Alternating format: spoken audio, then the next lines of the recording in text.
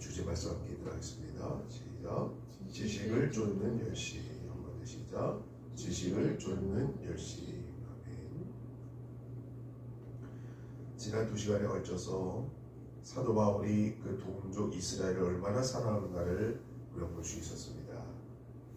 원래 생각할 때 바울은 자기 민족 이스라엘을 책망하는 것처럼 보였지만 그만큼 그의 동족을 사랑하기 때문에 비판이나 저주가 아니라 안타깝게 호소하는 심정을 엿볼 수가 있는 것입니다. 오늘 본문 말씀 로마서 1장 말씀 10장 1절 말씀을 함께 읽도록 하겠습니다. 시작. 형제들아 내 마음에 원하는 바와 하나님께 구하는 바는 이스라엘을 위함이니 곧 저희가 구원을 얻게 함이라. 아멘. 히브리 종교는 로마의 법률, 헬라의 철학과 더불어 오늘날 세계 문화의 요소가 되었어요. 결국 예수님의 탄생이 히브리 종교부터 나왔거든요. 지금 기독교, 개신교가 그 뿌리를 보면은 구약 성경부터 나온 거거든요. 그래서 히브리 종교는 로마의 법률, 헬라의 철학과 더불어서 세계 문화의 요소가 됐죠. 사실 그 옛날 사람들의 종교 형태는 자연숭배 사상, 또 다신교, 이 혼란에 혼재되어 있었습니다. 이럴 때 유독 이스라엘 민족만이 유일신간을 가지고 높은 도덕률을 따랐다는 것은 놀라운 일이 아닐 수 없는 것입니다. 하나님의 독특한 속성이 나타나고 이스라엘로 말미암아 인류를 구원하는 역사도 전개된 것입니다. 구약은 말할 것도 없고 신약에서도 이 사상은 여러 곳에서 엿볼 수 있습니다. 하나님의 구원은 먼저 이스라엘을 통해서 예비되었고 예언되었습니다.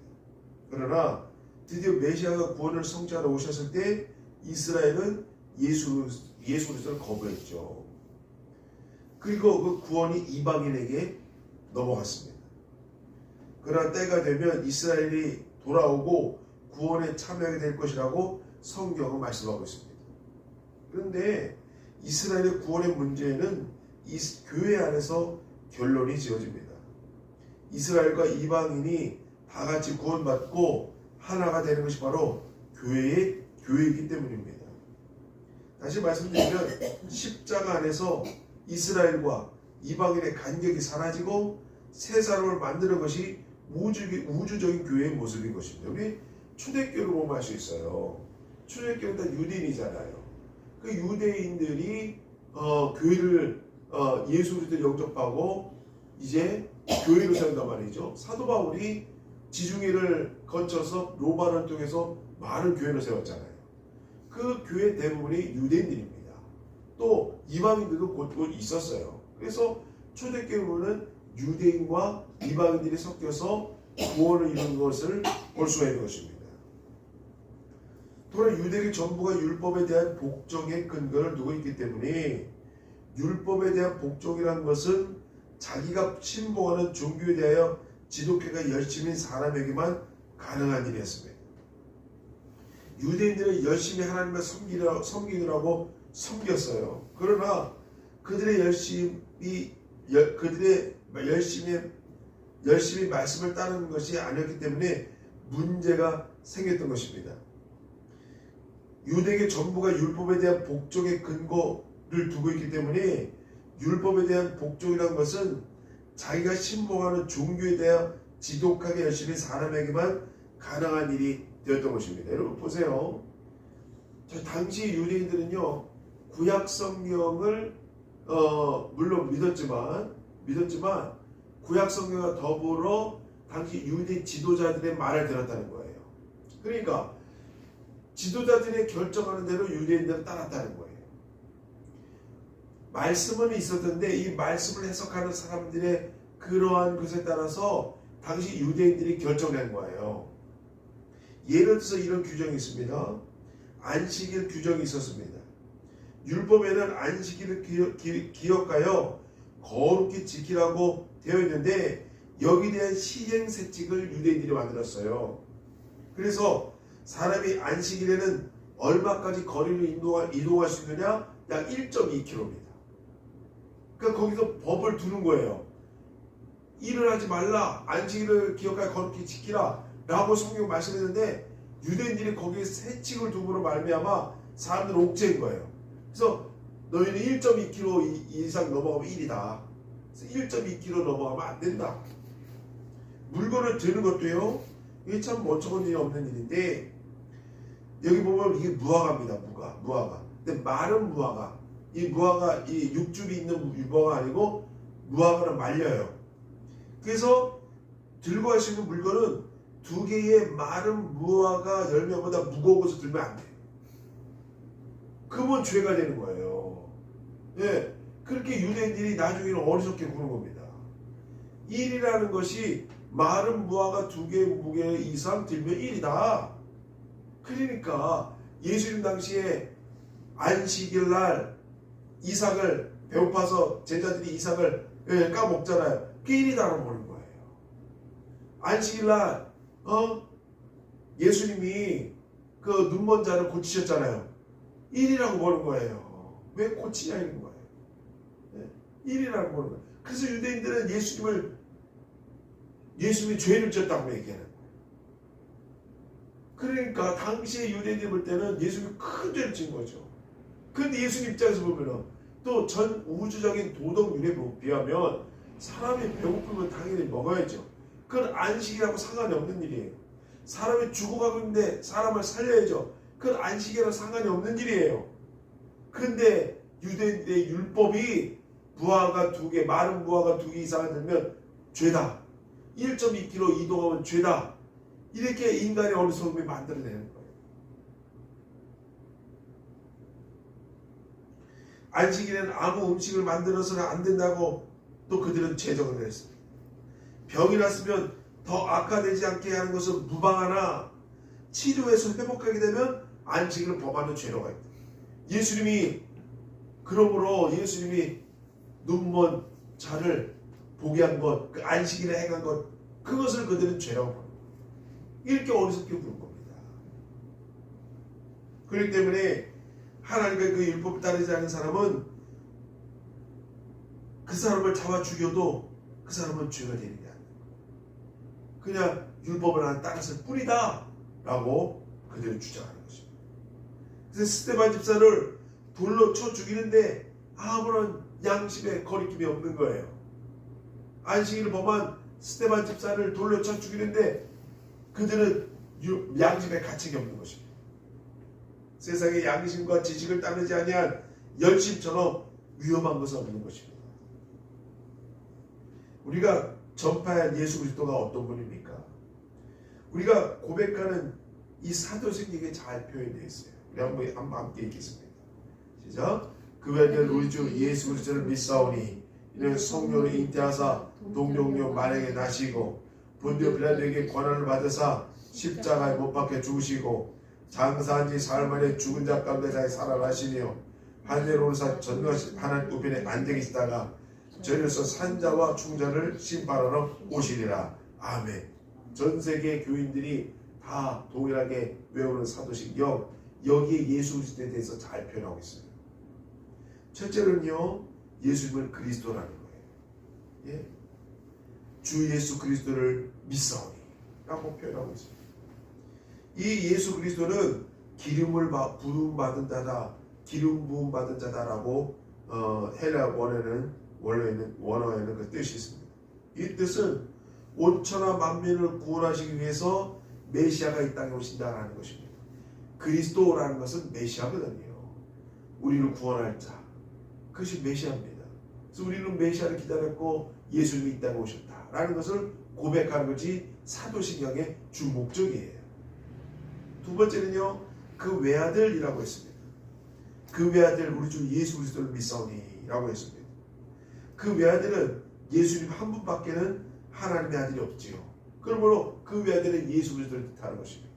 그 외아들 우리 주 예수 그리스도를 믿사오니. 또 세 번째는요, 우리 주가 되십니다. 예수 그리스도는 우리 주가 되시는 거예요. 예, 사도신경은 그러므로 그냥 한 글자 다 의미가 있는 거예요. 또 네 번째는요, 이분이 성령으로 잉태하셨다는 거예요. 다시 말씀드리면 하나님의 직접적인 역사로 잉태되셨다는 것입니다. 이것은 예수님의 신성을 의미하는 것입니다. 이는 성령으로 잉태하사 예수님의 하나님의 뜻에 의해서 예수님이 이 땅에 오셨다는 것입니다. 또 다섯 번째로는 동정녀 마리아에게 나시고 라고 말씀했습니다. 이 말씀은 육신을 통해서 태어나셨다는 거예요. 성령으로 잉태되셨는데 마리아를 통해서 이 땅에 인성을 가지고 태어나셨다는 거예요. 예수님의 인성을 말씀하는 것입니다. 이는 예수 그리스도가 하나님의 아들로서 사람이 되셨다는 것을 말씀하는 것입니다. 그러면 하나님으로서 사람의 형상을 입고 오신 예수님께서 하신 일이 무엇입니까? 물론 여러 가지가 있습니다. 이적을 행하셨고 교훈을 말씀하셨고 여러 모양으로 많은 사람을 도우셨습니다. 그것보다 더 중요한 것은 본디오 빌라도에게 권한을 받아서 십자가 못 박혀 죽으셨다는 거예요. 예수님께서 이 땅에 오셔서 하신 것은 여러 가지 있지만 가장 중요한 것은 십자가를 지고 이 땅에서 십자가를 지고 돌아가셨다는 거예요. 이는 본디오 빌라도는 당시 로마 제국의 총독이었습니다. 여기 세상의 역사, 구속의 역사가 연결되는 것입니다. 일곱 번째는 예수 그리스도의 생애에 있어서 가장 중요한 것은 십자가를 지시고 이 땅에 돌아가시고 장사한 지 사흘 만에 죽은 자 가운데 살아나셨다는 겁니다. 부활 사건입니다. 우리의 죄를 짊어지시고 이 땅에 돌아가셨어요. 그리고 장사한 지 사흘 만에 부활하신 것입니다. 부활 사건이 일어난 거죠. 부활의 주님의 모습, 사망의 권세를 이기신 주님을 맞아들이는 저와 여러분이 되시기를 바랍니다. 그뿐만 아니라 여덟 번째로 하늘에 오르셨어요.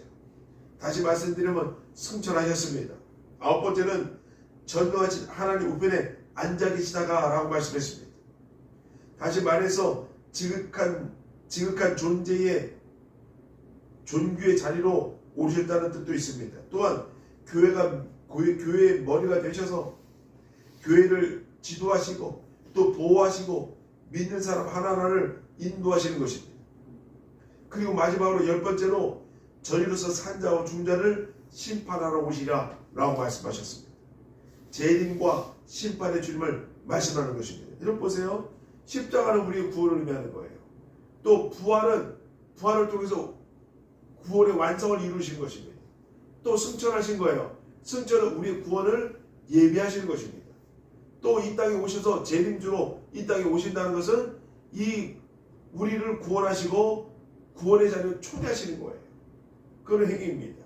그러므로 예수님은 정확히 목적을 가지고 이 땅에 오셨으며 또 본인의 일을 하셨으며 또 그 다음에 그 구원을 완성하셨으며 또 재림의 길을 여셨으며 우리를 구원의 자리를 초대하시는 것입니다. 그것이 기독교가 매주 고백하는 신앙의 고백인 것이에요. 예수님을 우리 입으로 예수님 주라고 시인하면 구원을 얻는다고 성경은 말씀하고 있는 것입니다. 여러분 이 진리를 꼭 믿으시기 바랍니다.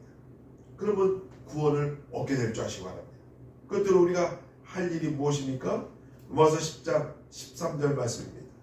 함께 읽겠습니다. 시작. 누구든지 주의 이름을 부르는 자는 구원을 얻으리라. 아멘.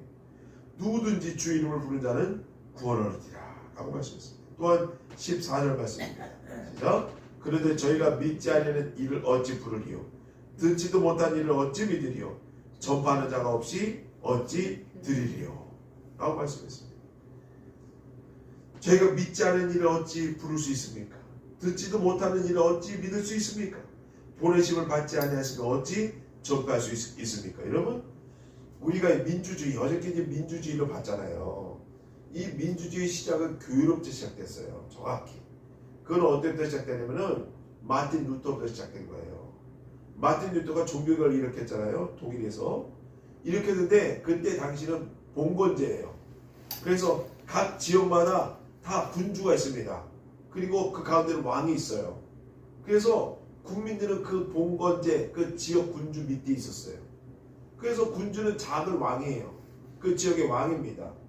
그래서 각 봉건제에 의해서 왕에 의해서 크게는 왕에 의해서 다스려지고 있었는데 마틴 루터를 이것을 읽어보니까 성경은 그렇지 않거든요. 믿음으로 구원받는다. 믿음으로 인간은 구원받는다. 근데 봉건주의와 전체적으로 보면 로마 가톨릭에 의해서 세계가 지배당하고 있단 말이죠. 그러니까 당시 사람들은 교회에서 말하는 그러한 크게는 로마 가톨릭 교황, 또 더 작게는 한나라의 왕, 더 작게는 교회의 신부님, 이 말씀하는 걸 통해서 국민들이 다 삶과 죽음이 결정되는 거예요. 당시에는 법이 제정되어 있지 않았습니다. 이런 헌법이나 법치가 없었어요. 그래서 그냥 군주가 말하면 그냥 사형당하는 거예요. 당연히 영주가 말하면 그냥 아무리 죽여도 법적으로 저촉이 되지 않아요. 잡혀가지 않습니다. 경찰이 없고 군대가 당시에는 군주 밑에 있었기 때문에 군주의 말 한마디가 그냥 법이에요. 그래서 군주에 잘 보이려고, 그러니까 당시의 서민들 얼마나 열악했어요.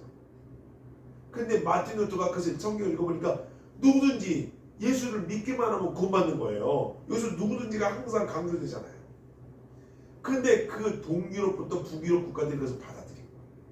독일을 비롯한 동유럽과 북유럽 국가들이 그것을 받아들이고 영주와 그것을 다 폐기합니다. 그리고 이 생각 있는 영주들이 자기 권리를 내려놔요.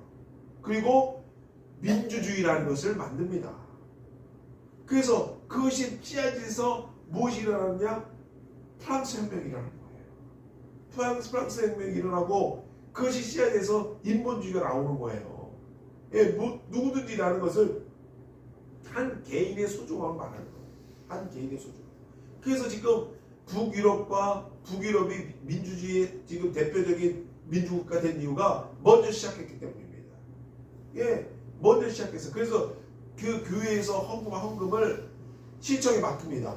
그리고 시청은 가난한 사람들이 빵을 사주는 거예요.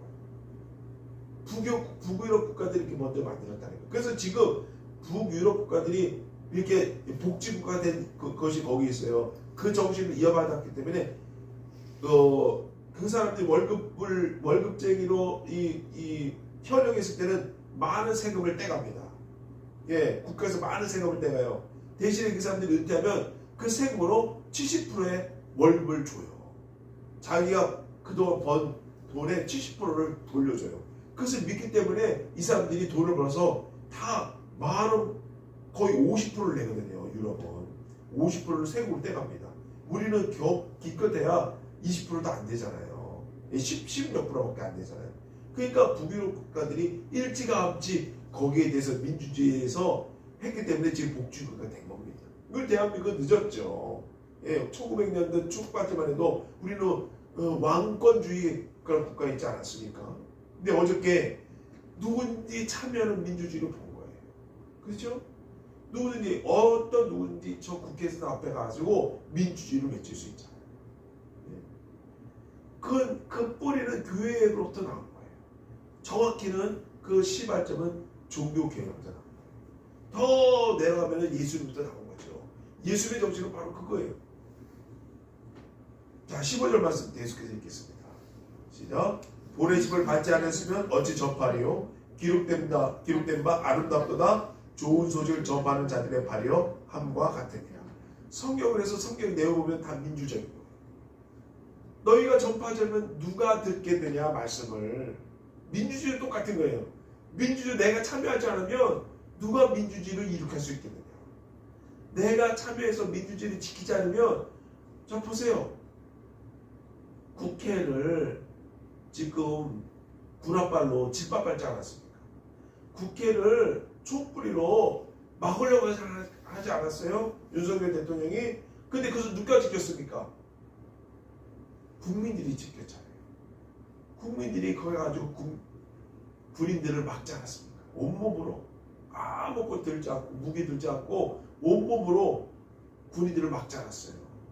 이게 민주주의인 거예요. 누구든지 가가지고 국민들이 다 가가지고 그들을 막은 거예요. 그 시간을 벌었기 때문에 국회의원들이 담을 넘어서 190명이 그 자리에 모인 거예요. 그래서 계엄령을 해제시킨 겁니다. 그게 민주주의 정신이에요. 어제 100만 명이 모였잖아요. 100만 명. 그게 민주주의인 겁니다. 그 뿌리는 교회로부터 시작된 거예요. 그 뿌리는 예수님의 정치부터 시작된 거예요. 당시에는 예수님 당시에는 로마의 제국주의예요. 그리고 유대인들의 각종 율법, 안식일에는 안식을 지켜야 되고 1.2kg를 벗어나면 안 되고 마른 무화과 2개 이상의 물개를 들면 안 되고, 근데 예수님은 안식일날 병든 자를 고치시고 안식일날 눈먼 자를 고치시고 안식일날 먹여주셨어요. 예수님의 정신이에요.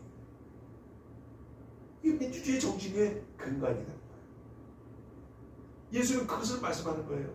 그 유대인들에게 무엇이 중요하냐? 안식일의 주인은 누구냐? 인자라는 거예요. 사람이 먼저지. 안식일날 너희들이 사람을 살리는 게 먼저지. 병을 고치면 안 되고 먹으면 안 되고 더 이상 걸으면 안 되고 일어나면 안 되고, 그래서 너희가 정하면 되는 거야 라는 거죠. 안식일의 가치, 안식일의 그 기본 정신을 알라라고 예수님 말씀합니다. 안식일의 주인은 인자인 거예요. 안식일의 주인은 인간 본연, 하나님과 인간 관계에, 그것이 이 관계가 먼저지 그 외의 것은 다 의미가 없는 겁니다. 인간이 만들어내는 거죠. 어저께 우리가 본 게 바로 그거예요. 민주주의 정신. 민주주의는 처음부터 예수님의 정치부터 다 출발됐다 라는 것을 우리가 분명히 알아야 되는 것입니다. 아름답다 좋은 소식을 전하는 자들의 발이, 세상에서 복된 소식, 복음을 전하는 사람들의 발걸음처럼 아름다운 곳이 없다는 말씀입니다. 우리 모두 아름답고 좋은 소식을 전하는 발의 소유자들 되시기 바랍니다. 또한 이 대한민국의 민주주의를 지키는 자들 되시기 바랍니다. 어떻게 만들어낸 민주주의입니까?